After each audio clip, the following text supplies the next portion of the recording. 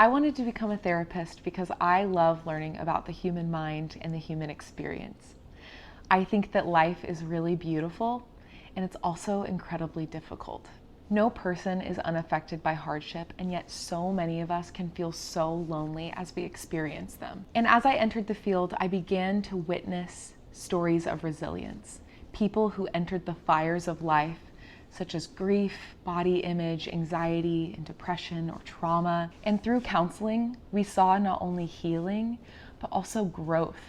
And what a beautiful reality that the fires and winds of life can carve us into stronger versions of ourselves. I really enjoy sitting with people as they consider the tough questions of life, questions like purpose, deeper meaning in life, and finding their own purpose. It can be really easy to shy away from conversations like that, conversations about love, faith, identity, and race. But when we're brave enough to have those conversations, we can actually enter into so much healing and growth.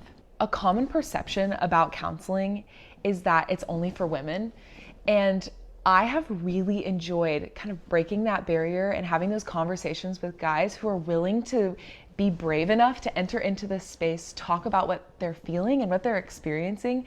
And it has been so powerful and so transformational in their lives. Having conversations with people about faith and meaning making and purpose have been so transformational and so cool, because even if someone isn't spiritual or has that space to practice, we're all considering this life that we're in and where we're going and what is happening around us and how we can make meaning of something really hard that's happened, or these questions that we're dealing with. Those are critical to understanding and to growing. The last thing that I'd want to share with people is that counseling is for everyone.